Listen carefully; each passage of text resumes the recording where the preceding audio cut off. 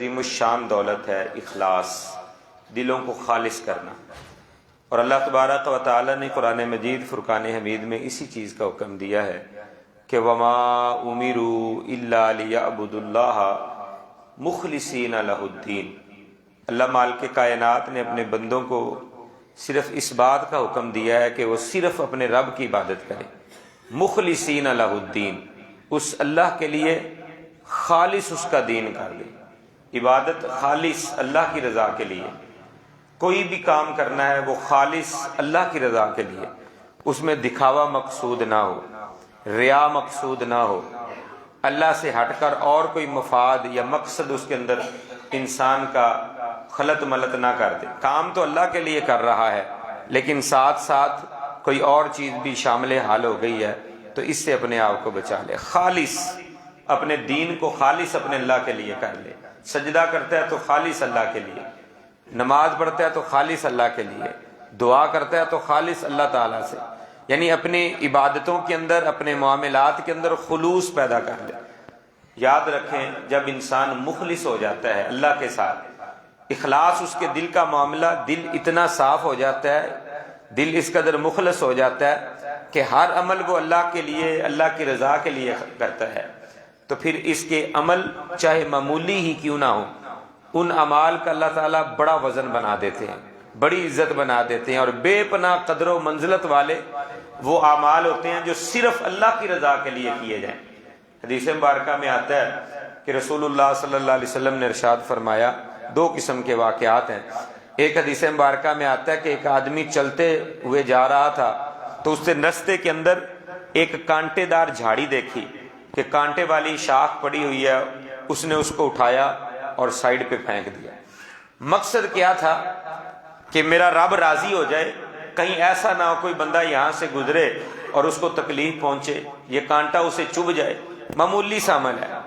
اللہ تبارک و تعالیٰ کو یہ معمولی عمل جو خالص اس نے اللہ کی رضا کے لیے کیا تھا، رسول اللہ صلی اللہ علیہ وسلم نے فرمایا اس عمل کی وجہ سے اللہ نے اس کی زندگی کے گناہوں کو معاف فرما کے اس کے لیے جنت الاٹ فرما دی۔ معمولی سا عمل خالص اللہ کی رضا کے لیے تھا۔ اور ایک حدیث مبارکہ میں آتا ہے کہ وہ بندہ جا رہا تھا تو رستے میں کوئی پتھر پڑا ہوا تھا، اس نے اس پتھر کو وہاں سے ہٹا دیا۔ اللہ تعالیٰ نے اس پتھر کو ہٹانے کی وجہ سے جو خالصتاً اللہ کی رضا کے لیے تھا، کسی کو دکھانا مقصود نہیں تھا کہ اللہ کے بندوں کو تکلیف نہ پہنچے، اللہ کے بندوں کے لیے میں سہولت پیدا کر دوں، اس کے لیے اللہ تبارک و تعالیٰ نے اس کے لیے جہنم کو حرام کر دیا اور جنت اس کے نام کے اوپر الاٹ فرما دی۔ یہ ہے خلوص کے ساتھ کیا ہوا عمل، چاہے چھوٹا سا عمل ہی کیوں نہ ہو، اللہ تبارک و تعالیٰ کے ہاں اس کی بڑی ہی قدر و منزلت ہے۔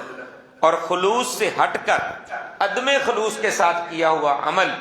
چاہے بڑا ہی عالی شان عمل کیوں نہ ہو، بڑے سے بڑا عمل کیوں نہ ہو، اللہ کے دربار میں اس کی حیثیت ایک رائی کے دانے کے برابر بھی نہیں ہے۔ وہ بڑی مشہور و معروف حدیث جس میں ایک قاری القرآن کا تذکرہ آتا ہے، ایک بہت بڑے سخی کا تذکرہ آتا ہے، اور ایک شہید کا تذکرہ آتا ہے کہ جن کے عمل اللہ کی رضا کے لیے نہیں تھے، لوگوں کو دکھانے کے لیے تھے، اللہ تبارک و تعالیٰ نے ان کے ان عظیم الشان اعمال کی وجہ سے روز قیامت انہیں عزت نہیں دی بلکہ اوندے منہ کر کے جہنم کے اندر پھینک دیا۔ تو خلوص سے ہٹ کر کیا ہوا بڑے سے بڑا عمل بھی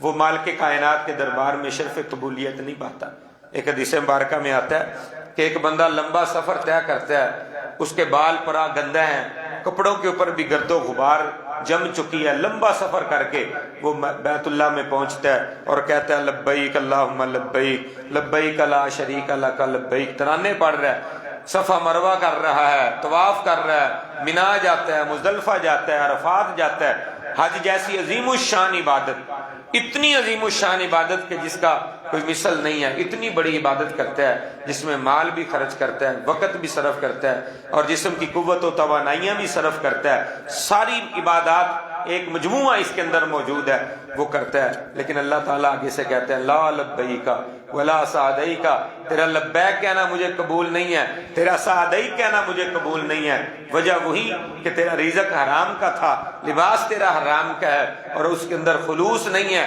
عدم خلوص کی بنا کے اوپر تیرا دل خالص اللہ کے لیے نہیں ہے، اس لیے یہ عمل تیرا اللہ کے دربار میں قبول ہی نہیں ہے۔ تو خلوص کے ساتھ کیا ہوا عمل چھوٹا بھی ہوگا اللہ کے ہاں قدر و منزلت پائے گا۔ اور اگر خلوص سے ہٹ کر عمل کیا ہوا ہے، دل خالص نہیں ہے، دل کے اندر خلوص نہیں ہے، عمل چاہے جتنا مرضی بڑا کیوں نہ ہو، اللہ کے ہاں اس کی کوئی وقت نہیں ہے۔ نبی اکرم صلی اللہ علیہ وسلم کا ارشاد مبارک ہے، صحیح مسلم کی یہ حدیث ہے، حضرت ابو ہریرہ رضی اللہ تعالیٰ عنہ بیان فرماتے ہیں کہ نبی علیہ الصلوۃ والسلام نے فرمایا ان اللہ لا ينظر الى صورکم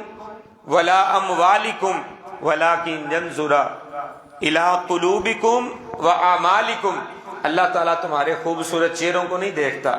اللہ تعالیٰ تمہارے مال و دولت کو نہیں دیکھتا، اللہ تعالیٰ تمہارے دلوں کو دیکھتا ہے اور تمہارے اعمال کو دیکھتا ہے کہ جو عمل تم نے کیا ہے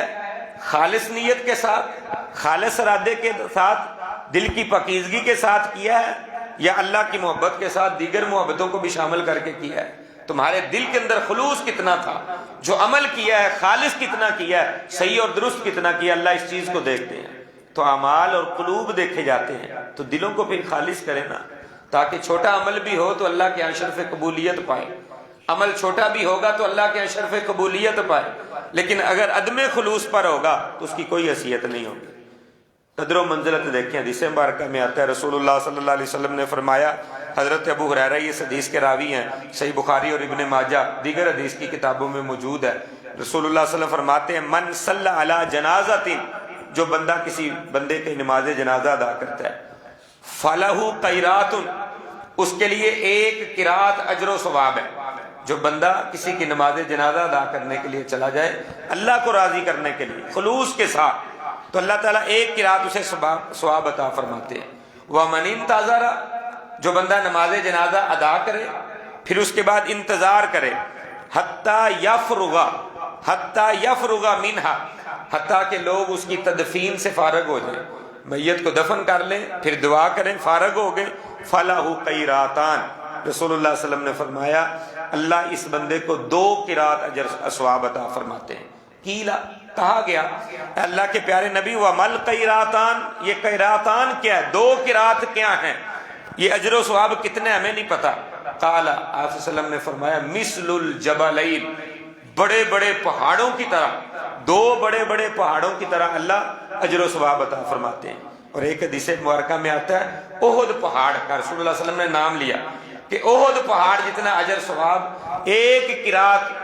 جو ہے نا وہ اس کے برابر ہے۔ 2 بندہ قرات حاصل کرتا ہے تو 2 احد پہاڑوں جتنا اجر و ثواب اس کو مل جاتا ہے، یہ خلوص کی وجہ سے اتنا عمل اس کو مل گیا۔ اور ایک بندہ نماز جنازہ ادا کرنے کے لیے آتا ہے، اس کی نیت یہ نہیں تھی کہ میرا رب راضی ہو جائے، میں ایک اپنے مسلمان بھائی کی نماز جنازہ اس لیے ادا کرنے آیا ہوں کہ اللہ نے میرے اوپر لازم ٹھہرایا ہے، ایک مسلمان کا حق میرے اوپر ہے، اس لیے اس نے نہیں نماز جنازہ ادا کی، بلکہ اس لیے کی کہ لوگوں کو پتہ چل جائے فلاں صاحب بھی تشریف لائے تھے، گھر والوں کو پتہ چل جائے جناب ان کو مل کے جانا ہے، پتہ چلے انہیں کہ ہم نے نماز جنازہ میں شرکت کی ہے۔ خلوص سے ہٹ گیا، وہ دل کی پاکیزگی ختم ہو گئی۔ اگر اللہ کے رضا کے لیے تھا کہ اللہ کو راضی کرنا ہے، جو حق ذمہ داری اللہ اور اللہ کے رسول نے میری لگائی ہے اس کو ادا کرنے کے لیے آیا ہوں، تو پھر احد پہاڑ جتنا اجر و ثواب، اگر تدفین میں بھی شامل ہوتا ہے تو 2 احد پہاڑوں جتنا اجر و ثواب۔ یہ خلوص کی قدر ہے، دل کو خالص کرنے کا یہ فائدہ ہے کہ اللہ تعالیٰ اتنا اجر و ثواب عطا فرماتے ہیں۔ نبی علیہ الصلوۃ والسلام کے صحابہ مہاجرین و انصار جنہوں نے اپنے دلوں کو خالص کر دیا، جب دلوں کو خالص کیا تو اللہ نے ان کو اولئک هم المفلحون کہا، اولئک هم الراشدون کہا، حزب اللہ کہا، اللہ نے ان کو فائزون کہا، اللہ نے ان کو اپنی جماعت قرار دیا، ان کو کامیاب و کامران ہونے والے قرار دیا، ان کے ایمان کو اللہ نے لوگوں کے لیے مثل قرار دیا کہ اگر چاہتے ہو ایمان لانا تو ان صحابہ جیسا ایمان لے کر آؤ۔ یہ ان کے خلوص کی قدر تھی کہ اللہ تعالیٰ نے ان کے ایمان کو معیار ایمان قرار دے دیا۔ اگر خلوص سے ہٹ کر عمل ہو تو کوئی قدر و منزلت نہیں ہے۔ میں تو حضرات صحابہ میں سے انصار جو تھے، مدینہ کے باسی، مکے والے جنہوں نے ہجرت کی، اپنے گھر بار چھوڑے، مال و متاع چھوڑے، رشتہ داروں کو چھوڑا، ایمان اور اسلام بچانے کے لیے مکے آگے، سب کچھ چھوڑ چھاڑ کے قربان جائیں آگے مدینے والوں پر، انہوں نے بھی آگے سے اثار و قربانی کی ایسی مثالیں قائم کی کہ تاریخ ایسی مثال پیش کرنے سے قاصر ہے۔ انہوں نے اپنے مالوں کے اندر، اپنی جائیدادوں کے اندر، اپنی دکانوں کے اندر، اپنے باغوں کے اندر ان مہاجر لٹے پھوٹے قافلے والوں کو شامل کر لیا اور اپنے بھائی بنا لیا، آدھا آدھا حصہ بانٹ دیا کہ یہ آدھا تمہارا، یہ آدھا میرا۔ اس قدر اثار کی جو ہے نا انہوں نے مثالیں دی ہیں، دنیا حیران ہے۔ میں کبھی سوچتا ہوں کہ اللہ نے ان کا اجر اور صلہ کیا دیا؟ جنت تو اجر ہے ہی، جنت کا وعدہ تو اللہ نے کر لیا ہے، ان سے اللہ کا وعدہ حسنہ کا ہے کہ اللہ تعالیٰ قیامت کے دن ان کو جنت عطا فرمائیں گے، یہ پکا وعدہ ہے۔ لیکن دنیا میں اعزاز کیا ملا؟ جب مکہ فتح ہوا نا، لوگ باتیں کرنے لگے کہ رسول اللہ صلی اللہ علیہ وسلم کو مکہ سے بڑا پیار ہے، نبی علیہ السلام سے بیت اللہ کو بڑا پیار ہے، بڑی محبت ہے۔ اب لگتا ہے رسول اللہ صلی اللہ علیہ وسلم مکے میں رہیں گے، مدینے کو چھوڑ دیں گے۔ مکہ آپ کا بائی علاقہ، آپ کو محبت بڑی، اللہ کا گھر یہاں پہ موجود ہے، آپ چھوڑ دیں گے۔ صحابہ کونوں میں لگ لگ کے رو رہے تھے، اب رسول اللہ کی جدائی پڑ جائے گی۔ جب رسول اللہ کو پتہ چلا یہ مخلص ہونے کا اعزاز مل رہا ہے، نبی علیہ السلام نے کہا لوگوں سن لو، اگر لوگ مختلف گروہوں کی طرف جائیں، مختلف قبیلوں کی طرف جائیں، مختلف اشیاء کی طرف انہیں کہا جائے کہ یہ تمہارے لیے ہے، کدھر جانا چاہو، کوئی کدھر چلا جائے گا، کوئی کدھر چلا جائے گا، اور اگر مجھے پوچھا جائے کہ آپ کس کا انتخاب کریں گے، رسول اللہ صلی اللہ علیہ وسلم نے فرمایا میں انصار کا انتخاب کروں گا، انصار کے ساتھ جاؤں گا، انصار کی جماعت کے ساتھ جاؤں گا۔ اب جینا اور مرنا انصار کے ساتھ ہے، زندگی کے آخری لمحے تک پھر رسول اللہ صلی اللہ علیہ وسلم انصار مدینہ کے ساتھ رہے، اور پھر وفات کے بعد بھی اللہ نے اسی مدینہ طیبہ کے اندر رسول اللہ صلی اللہ علیہ وسلم کو ٹھہرا دیا۔ یہ اہل مدینہ کی محبت تھی رسول اللہ صلی اللہ علیہ وسلم کے ساتھ، جو خالص محبت تھی، اس خالص محبت کا یہ صلہ اور اعزاز ملا کہ اللہ تبارک و تعالیٰ نے اہل مدینہ کی اور انصار کی عظمت اور شان بنا دی۔ نبی علیہ السلام نے اسی لیے فرمایا تھا لوگوں، آپ کی آخری وصیتوں میں سے ایک وصیت یہ بھی تھی کہ یہ انصار میرے جگر ہے، میرے جگر، میرا دل ہے، یہ انصار، ان سے محبت کرنا، ان سے پیار کرنا۔ یہ اخلاص کا صلہ ہے، جب بندہ مخلص ہو جاتا ہے، اپنے دل کو خالص کر دیتا ہے، اللہ دنیا میں بھی لوگوں کے دلوں کے اندر اس کی محبت پیدا کر دیتے ہیں، اور آخرت میں بھی اللہ تعالیٰ اس کو کامیاب و کامران کر دیتے ہیں۔ شیطان ابلیس ہمارا ازلی ابدی دشمن ہے۔ اللہ کے دربار سے جب اسے نکالا گیا، اس نے قسمیں کھائیں، اور قسمیں کھا کر کہا فَبِعِزَّتِكَ لَأُغْوِيَنَّهُمْ أَجْمَعِينَ، اے اللہ مجھے تیری عزت کی قسم، ان انسانوں کو جن کی وجہ سے تو نے مجھے اپنے دربار سے نکال دیا ہے، میں انہیں ضرور گمراہ کروں گا، انہیں راہ راست سے ہٹا دوں گا، ان کے رستوں کے اوپر آ کر بیٹھوں گا، دائیں طرف آؤں گا، بائیں طرف سے آؤں گا، آگے سے آؤں گا، پیچھے سے آؤں گا، ہر طرف سے آ کر انہیں صراط مستقیم سے ہٹانے کی کوشش کروں گا۔ اللہ کی عزت کی قسم کھا کے شیطان کہہ رہا ہے، اور پھر آگے اسی جگہ کے اوپر شیطان نے یہ کہا قسم کھا کر، جس کا اللہ نے قرآن مجید میں تذکرہ کیا، اِلَّا عِبَادَكَ مِنْهُمُ الْمُخْلَصِينَ، اللہ میں انہیں گمراہ کروں گا، راہ راست سے بھٹکاؤں گا، لیکن جو تیرے مخلص بندے ہیں نا ان کو بھٹکا سکوں گا۔ اللہ سے دعا ہے کہ اللہ خالق کائنات مالک ارض و سما ہمیں صحیح معنوں کے اندر اپنے دلوں کو خالص کرنے کی توفیق عطا فرمائے، دلوں کے اندر جو